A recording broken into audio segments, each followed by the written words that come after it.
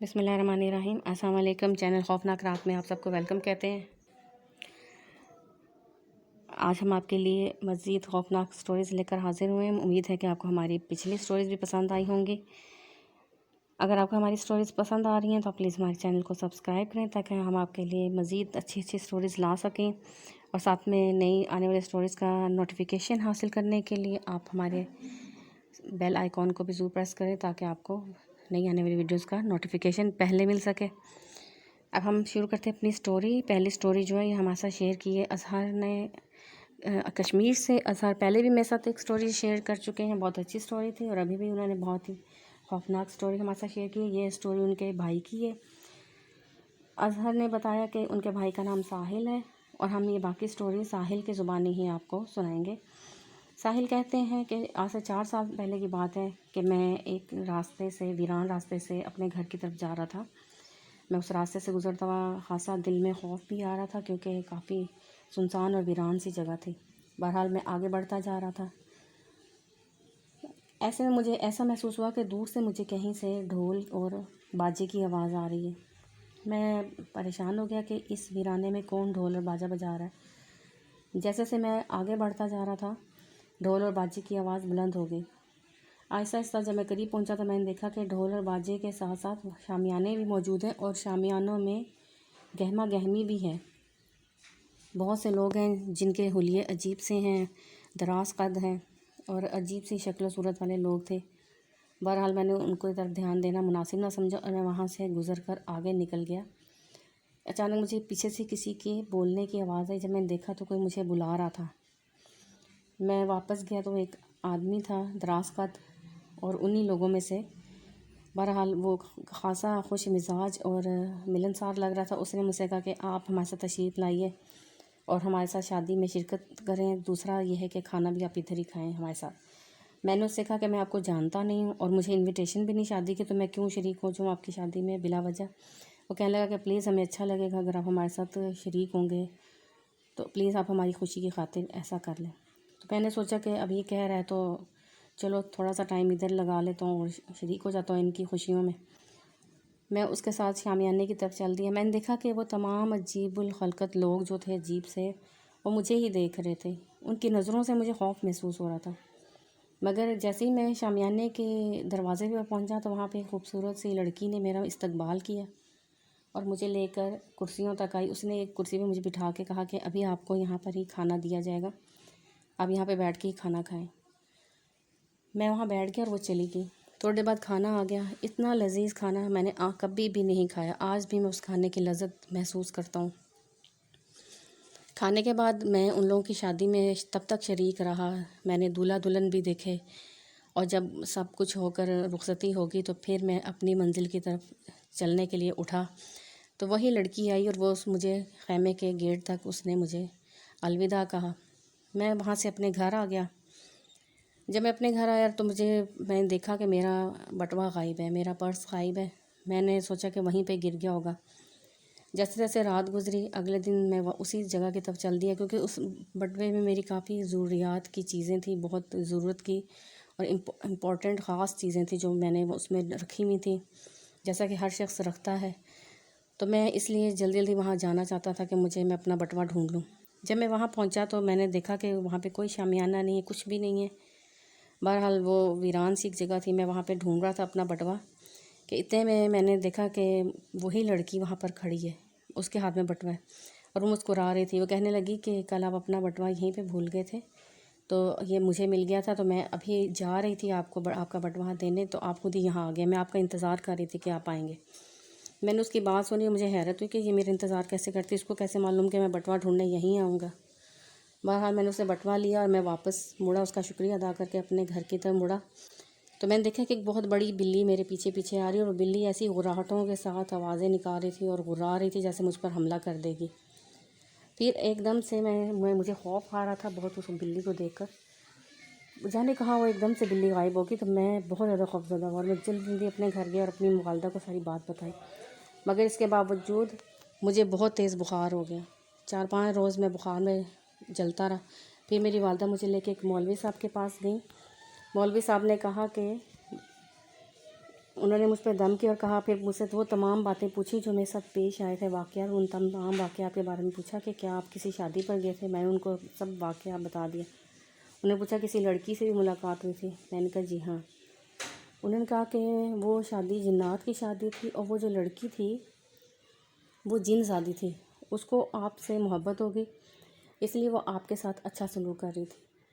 اور وہ جو آپ نے بلی دیکھی ہے وہ ایک جن تھا جس کو اس لڑکی سے محبت ہے اور اس سے شادی کرنا چاہتا ہے، مگر وہ لڑکی اس کو نہیں، آپ سے محبت کرتی ہے۔ وہ جن آپ کو نقصان پہنچانا چاہتا تھا، مگر اس جن زادی نے اس کو مار کے بھگا دیا، اور اب وہ جن زادی آپ سے شادی کرنا چاہتی ہے۔ یہ بات سنی تو میری والدہ بہت پریشان ہوئی، کہنے لگیں کہ آپ ہی میرے بچے کی جان جو ہے بچائیں، ایسا نہ کہ وہ جن زادی سے شادی کر لے اور اس کو اپنے ساتھ لے جائے۔ یہ سن کر مولوی صاحب نے مجھ پر دم کیا اور کہا کہ جاؤ نہا لو جا کر۔ میں نہایا، جیسے ہی میں نہایا میرا بخار بھی غائب ہو گیا اور میں بہت ہلکا پھلکا خود کو محسوس کرنے لگا۔ اس کے بعد وہ لڑکی میری خواب میں آئی، وہ کہنے لگی کہ میں تم سے بہت سچی محبت کرتی ہوں، مگر تم نے میرے راستے بند کر دیے۔ ان مولانا صاحب نے ایسا عمل آپ کے ساتھ کیا ہے کہ میں آپ کے قریب نہیں آ سکتی، اگر میں آپ کے قریب آئی تو میں جل جاؤں گی، لیکن میری محبت سچی ہے اور میں ہمیشہ آپ کا ساتھ دوں گی۔ آج بھی مجھے یوں محسوس ہوتا ہے کہ میں کسی مشکل میں پھنس جاؤں تو مجھے یوں لگتا ہے کہ کوئی ہے جو میرا ساتھ دے رہا اور مجھے اس مشکل سے نکال دیتی ہے، وہ ہر پریشانی میں وہ میرے آگے کھڑی ہوتی ہے، اور یہ مجھے پتہ چل جاتا ہے۔ اب میں سوچتا ہوں کہ کیا میں اس کی محبت کو قبول کر لوں، کیا میں اس سے شادی کر لوں، یہ میرے خیالات ہیں، اور یہ میری سٹوری ہے جو میں نے شیئر کی ہے آپ کے ساتھ۔ بہت شکریہ اظہر اور ساحل، آپ نے میرے ساتھ اپنی سٹوری شیئر کی۔ اللہ تعالیٰ ہم سب کو ایسی مخلوقات سے محفوظ رکھے، اور اللہ تعالیٰ ہم سب کا حامی و ناصر ہو۔ ہمیشہ گھر سے نکلتے وقت آیت الکرسی پڑھ کے اپنے اوپر پھونکنی چاہیے تاکہ اللہ تعالیٰ ہمیں ایسی مخلوقات سے محفوظ رکھے۔ ہمیں کوئی معلوم نہیں ہوتا کہ ہم جس کام کے لیے نکل رہے ہیں تو ہمارا سامنا کسی ایسی مخلوق سے ہو جائے، اس چیز کا کوئی آئیڈیا نہیں ہوتا۔ بہرحال اللہ تعالیٰ ہماری مدد کرے۔ یہ دوسری سٹوری جو ہے یہ ہمیں توبہ ٹیکسنگ سے سینڈ کی ہے زنوبیہ نے۔ زنوبیہ کہتی ہیں تقریباً 1 سال ہو گیا ہے، میں اپنی فرینڈس اور کزنس کے ساتھ مارکیٹ گئی تو وہاں مجھے اپنے گھر کے لیے پردے پسند آ گئے۔ میں نے وہ پردے خرید لیے اور ساتھ میں کچھ چیزیں وغیرہ، جھالر وغیرہ بھی خریدی تاکہ میں وہ لگوا کے پردوں کو مزید خوبصورت بنا سکوں۔ میں وہ پردے لے کے گھر آئی تو میری والدہ نے کہا کہ آلریڈی گھر میں لگے ہوئے پردے، پھر اتنے ہوئے تمہیں خرچہ کرنے کی کیا ضرورت تھی؟ مگر میں نے نہیں مانی ان کی بات، اور جا کے درزی کو وہ پردے بننے کے لیے دے آئی۔ 3 سے 4 دن کے بعد مجھے درزی کا فون آیا کہ جی آپ آ کے اپنے پردے لے جائیں۔ جب میں گئی تو میں نے دیکھا بہت ہی خوبصورت بنے تھے۔ میں نے وہ پردے جلدی سے اپنے کمرے میں لگا لیے اور ڈرائنگ روم میں لگا دیے، دونوں جگہ پہ میں نے لگا دیے، اور امی کے کمرے میں نہیں لگائے کیونکہ امی خاصا ڈانٹ رہی تھی، تو میں نے وہاں وہ سارے پردے اٹھا کے اپنے کمرے کی الماری میں رکھ دیے۔ اگلے روز جب صفائی کر رہی تھی ہماری میڈ تو وہ کہنے لگی کہ آپ کے کمرے میں شاید بلی نے کوئی شکار کیا ہے کیونکہ خون پڑا ہوا ہے آپ کے فرش پہ۔ میں نے کہا کہ ایسی تو کوئی چیز نہیں ہوئی۔ میری امی بھی کہنے لگی کہ شاید پتہ چلتا ہے بلیاں تو آ جاتی ہیں ایک دم سے۔ بہرحال وہ جب ڈرائنگ روم میں گئی تو وہاں پہ بھی اس کو نظر کہنے لگی یہ ڈرائنگ روم میں بھی ایسا نظر آ رہا ہے مجھے کہ بلی نے کوئی شکار کی ہے شاید، کیونکہ وہاں پر بھی خون لگا ہوا فرش پہ۔ ہم لوگوں نے اس چیز کو وہ نہیں کیا کہ اس سے پہلے کبھی ایسا ہوا ہی نہیں تھا کہ بلی کمروں میں یا پھر ڈرائنگ روم میں داخل ہو سکے۔ ہم خاصا خیال رکھتے تھے اس چیز کا، اور دروازے ہر وقت بند رکھتے تھے، صرف ٹائم ٹو ٹائم ہی ہم دروازے کھولتے تھے۔ بہرحال اب یہ روز ہی ہونے لگا کہ کمرے کے جو فرش ہوتا تھا اور ڈرائنگ روم کا فرش وہاں پر خون پڑا نظر آتا تھا۔ ایک روز میں نے اپنی الماری کھولی تو کپڑے میں سیٹ کر رہی تھی تو مجھے جس جگہ پہ پردے رکھے تھے اس کے نیچے بھی خون لگا ہوا نظر آیا۔ میں نے اپنی امی کو بتایا کہ یہ دیکھیں یہاں پر بھی خون ہے، جبکہ پردے بالکل صاف ستھرے تھے۔ میری امی نے کہا پردے نکال کے دیکھو کہ ان پہ نہ لگ گیا ہو، خراب نہ ہو گئے ہوں پردے، لیکن پردے بالکل صاف ستھرے تھے۔ میری امی کہنے لگیں کہ ایسا کرتے ہیں کہ یہ ایسے رکھے خراب ہو جائیں گے، ان کو آپ اپنی نانوں کے گھر دے دیں۔ ہماری نانوں کا گھر بھی ہماری پچھلی گلی میں تھا، تو تاکہ وہ لوگ اپنے گھر میں لگا لیں پردے، اس طرح استعمال ہو جائیں گے۔ میں نے اپنی نانوں کو وہ پردے اٹھا کر دے دیے، انہیں بھی پسند آئے بہت، اور انہوں نے اپنے کمرے میں لگوا لیے۔ اگلے روز صبح میری نانوں کا فون آیا میری امی کو کہ ایسی خاص بات ہے، میری نانو جو تھی وہ تہجد پڑھنے والی تھی اور 5 وقت کی نماز پڑھتی تھی. تو کہنے لگی کہ ایسی کون سی بات ہے کہ یہ آپ کے پردے جو ہیں کوئی ان میں آپ کے گھر پہ مسئلہ تو نہیں ہوا. میری امی نے بتایا کہ نہیں، ہاں وہ بلی نے تو اس کی کھایا تھا شاید کوئی شکار، تو اس کی وجہ سے ہمارے وہ آگے تھے، جس دن سے یہ پردے لگائے اس دن سے یہ ہو رہا ہے. تو نانو کہنے لگی کہ میں نے رات کو میں نماز پڑھی تھی تو میں نے ان پردوں کو انسانی شکل کی طرح اٹھتے ہوئے دیکھا ہے کہ پورے انسان کا ہیولہ بن گیا تھا پردے کے اندر. اور یہ پردے جو تھے اپنی جگہ سے کافی بلند تھے اور ان کے اندر سے خون نکل رہا تھا. میں بہرحال نماز پڑھتی رہی اور میں نے اس چیز کو بالکل اس سے میں نے خوف زدہ نہیں ہوئی. تو تھوڑی دیر بعد وہ اپنی اصلی حالت میں آ گئے تھے. میری امی نے کہا کہ آپ کو شاید وہم ہوا ہے، پردوں کے ساتھ ایسی کوئی بات نہیں ہے، ہو سکتا ہے کہ کسی اور وجہ سے آپ کو محسوس ہوا ہو، نماز پڑھی تھی آپ تو، لیکن ایسا ہوتا تو ہمیں بھی کچھ محسوس ہوتا. یہ کہہ کے میری امی نے بات ختم کر دی. لیکن کچھ روز گزرے تو میری نانو نے وہ پردے اتار کر دھوبی کو دھلنے کے لیے دے دیے. وہ کہتی ہیں کہ دھوبی اگلے دن ہی واپس آ کر کہنے لگا کہ میں نے جب یہ پردے دھونے شروع کیے تو ان میں سے جیسے سے میں دھو رہا تھا ان میں سے خون ہی خون نکل رہا تھا، اور یہاں تک کہ میری پوری جو بالٹی تھی وہ خون سے بھر گئی تھی، حالانکہ پردے بالکل صاف تھے. تو مجھے یہ پردے کچھ شبہ لگ رہا ہے ان پردوں کے اندر. نانو نے آ کے امی کو بتایا اور امی کہنے لگیں کہ ہم نے تو ابھی تک نہیں دھوئے بہرحال، لیکن یہ کہ خون روز لگا ہوتا ہے. اب یہ بات آئی گئی ہوگی. اسی رات میں سو رہی تھی اپنے کمرے میں کہ مجھے یوں لگا کہ جیسے میرے کسی نے پیر کا انگوٹھا پکڑ کے زور سے کھینچا. میں اٹھ کے بیٹھ گئی اور دیکھنے لگی کہ کمرے میں شاید کوئی آیا، بھائی آئے ہوں اور شرارت کر رہے ہوں، مگر کہیں بھی کوئی نہیں تھا. میں اٹھ کے باہر نکلی، بھائی کا روم دیکھا تو بھائی ادھر سو رہا تھا. میں دوبارہ اپنے کمرے میں آ گئی، دروازہ بند کر لیا اور دوبارہ سے میں لیٹ گئی. ابھی میں تھوڑی دیر ہو گئی لیٹی ہوں گی کہ مجھے یوں لگا کہ جیسے کوئی میرے اوپر کود گیا ہے. جب میری آنکھ کھلی تو ایک لمبی سی عورت میرے اوپر کھڑی تھی اور اس کے لمبے لمبے بال جو تھے میرے پورے چہرے کے اوپر آ رہے تھے.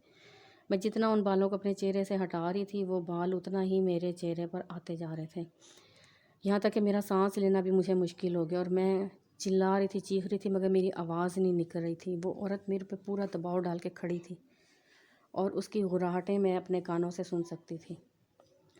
اس کے بعد میں نے دیکھا کہ وہ عورت اسی انداز میں اٹھی، ہوا میں اڑتی ہوئی اسی پردے کے اندر چلی گئی، اور اس کے بعد پردے میں سے ڈھیروں ڈھیر خون جو تھا وہ نکلنے لگ گیا. میں نے زور زور سے چیخیں ماری تو میری والدہ بھاگتی ہوئی آئیں. میری والدہ نے مجھے ہاتھ سے پکڑا اور جلدی سے کھینچتی ہوئی کمرے سے باہر لے گئیں، اور انہوں نے دروازہ زور سے بند کر کے باہر آ گئے اور میرے والد سے جا کے ساری بات بتائی. میں نے بھی والد کو سارا جو واقعہ میرے ساتھ ہوا تھا وہ بھی بتایا، اور امی نے نانوں کے ساتھ پیش آنے والے واقعات اور دھوبی کے ساتھ جو کچھ ہوا تھا وہ سب بتایا. تو میرے والد نے کہا کہ آج کی رات جیسے ویسے گزارو، کل میں مولانا صاحب کو لے کر آؤں گا اور پوچھوں گا کہ یہ کیا چیز ہے. وہ رات ہم نے بہت مشکل سے گزاری، کیونکہ ساری رات ہمارے گھر میں پائل کے کھنکنے کی اور کسی عورت کے چیخے مارنے کی آوازیں آتی رہیں. وہ عجیب سی رات تھی، ہر جگہ سے ہمیں یوں لگتا تھا جیسے خون نکل رہا، ہر جگہ سے. ہم بہت خوفزدہ تھے. وہ ساری رات ہم نے ایک بیڈ کے اوپر بیٹھ کے گزاری. اگلے روز صبح میرے والد صاحب نماز کے بعد مولوی صاحب کے پاس گئے اور ان سے ساری بات بتائی. تو وہ کہنے لگے کہ میں آپ کو اپنے پیر و مرشد کے پاس لے جاتا ہوں، وہی آپ کو بتائیں گے کہ یہ کیا وجہ ہے. خیر 8-9 بجے کے قریب ان کے پیر و مرشد کی طرف چل گئے میرے والد، اور پھر پیر و مرشد نے وہاں سے ہمارے ساتھ آنے کی حامی بھر لی. جب وہ گھر میں داخل ہوئے تو وہ فوراً کہنے لگے کہ مجھے اس جگہ پر بہت ہی خوفناک اور ہیبت ناک چڑیل کی سائے نظر آ رہے ہیں. آپ فوری طور پہ آپ اس کی کوئی نشانی اس گھر میں ہے جو کہ جس کی وجہ سے وہ پیچھے آئی ہے. ہم نے بتایا کہ ہم یہ پردے لے کر آئے تھے اور پردوں کے بعد ایسا. وہ کہنے لگے کہ پردوں کہیں کسی ایسی جگہ پردے پڑے ہوئے جہاں پر کہ اس کا اثرات تھے، اور وہ پھر انہی پردوں کے اندر چھپ کر تو وہ آپ کے گھر تک پہنچ گئی ہے. بہرحال آپ ان پردوں کو فوراً اتار کر گھر سے نکال دیں اور ان کو دریا میں بہا دیں. اور میں آپ کو پھر بتاؤں گا جو آیات وغیرہ پڑھنے کے لیے وہ آپ نے پڑھنی ہے، اور پانی چھڑکانا بھی ہے گھر میں. اس کے بعد جو انہوں نے بتائے تھے ہمیں آیات پڑھنے کے لیے ہم پڑھتے رہے. تقریباً 40 دن ہم نے یہ سب کیا، پڑھا اور آیات کا پانی چھڑکتے بھی رہے اور تلاوت بھی کرتے رہے. اس کے علاوہ وہ خود بھی انہوں نے ہمیں کچھ ایسی چیزیں دی جو ہم نے گھر میں لگائیں، اور اللہ تعالیٰ کا شکر ہے کہ اس کے بعد وہ ہمیں دوبارہ وہ عورت نظر نہیں آئی، نہ ہی وہ خون نظر آیا، ہمارا گھر بالکل صاف ہو گیا۔ اس کے بعد ہم نے وہ گھر بیچ دیا، ہم نے وہ گھر سیل کر دیا اور ہم دوسرے گھر میں شفٹ ہو گئے۔